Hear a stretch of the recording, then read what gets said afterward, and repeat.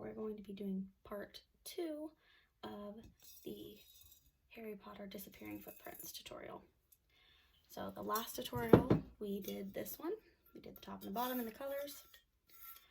Now we're going to be doing the actual footprints. This is how I do mine. You can do them different if you'd like. This is just what I do as the second step on mine.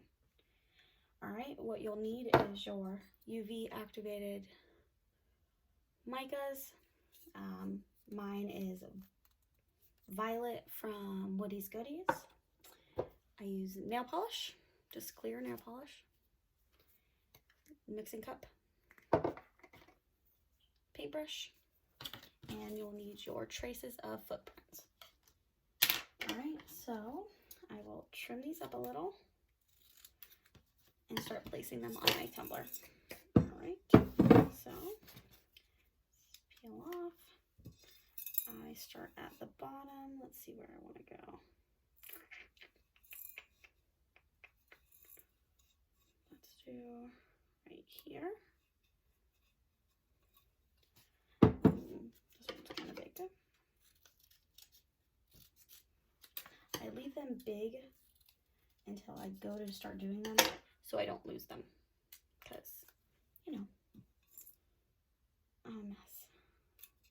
You can go as far up the cup as you want.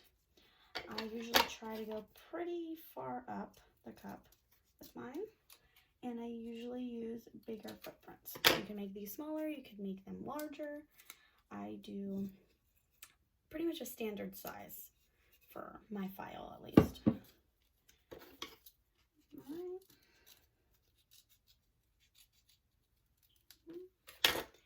Last one. Place this bad boy on here. So I've come from the bottom of the cup up to almost the top of the cup. All right, I'm gonna make sure they're pushed down well, like that. Now we will mix our powder. So I take a little scoop out. Oops. Made a mess. All right, so that should be enough for this because we're not doing a lot of footprints. Then I'll pour a little bit of nail polish.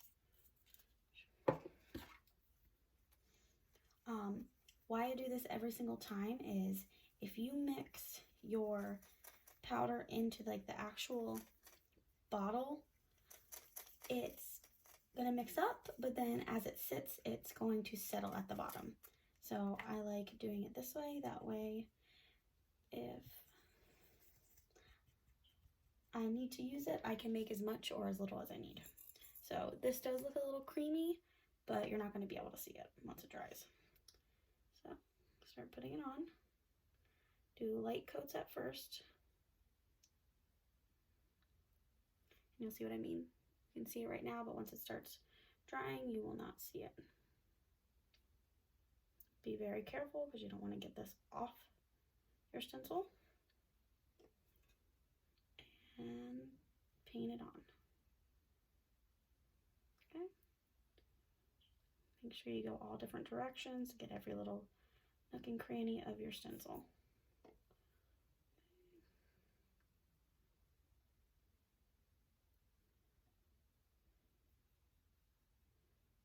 Okay.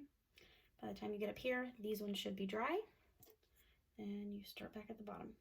Do another layer.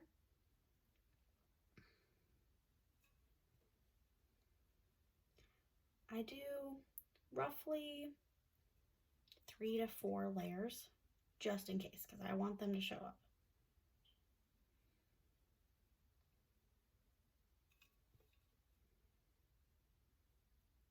As you can tell, that is more than I'm going to need for this cup, but I have that other cup I have to do.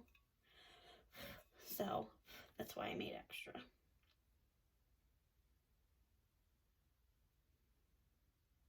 But it's always better with like glow powders and UV powders. You'll use more than you need of mica. So if you're using a tiny bit, it might not show up as well. So that's why I always usually just do one whole scoop just to be safe. I don't want to have to put another layer on, because then you're going to have to make a stencil again and fit perfectly over where you already did it. This way I know I don't even need to go out and check it in the sun, because I know that's going to be enough. I've done this enough that I know. Okay, this is going to be my last layer. All right.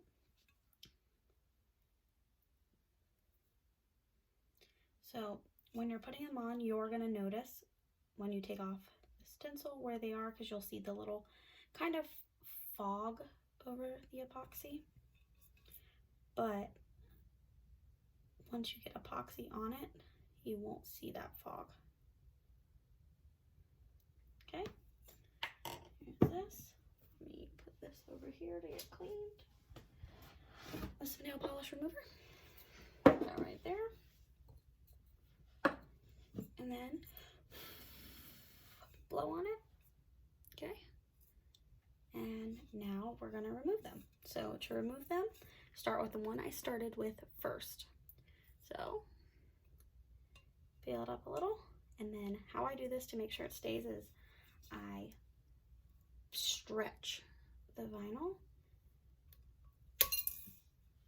so it leaves a perfect footprint. Okay, one. Okay. Pull, stretch, pull and stretch. There we go.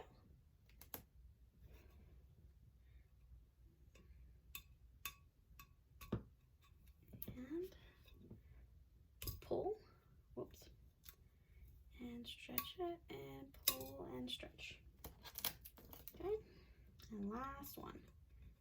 So pull it, stretch it, pull it, stretch it. Okay, I find the nail polish method a lot easier. The first couple I did, I used Mod Podge, and it did all right, but this way works so much better. So I'm going to take another little tiny paintbrush. See that? Just a little head. I'm gonna take some nail polish remover, and I'm gonna just clean up around these. So just gonna go in and clean up right around them, just in case you got a little. I don't think I did, but I always like to be safe than sorry, because you don't want to do it, then think you're okay, put a layer of epoxy over it, and then take it out in the sun and you have this line. So, and then if you don't like how one of them looks, you can take it off. So like, let's say I didn't like this bottom. Literally just go over it with nail polish remover.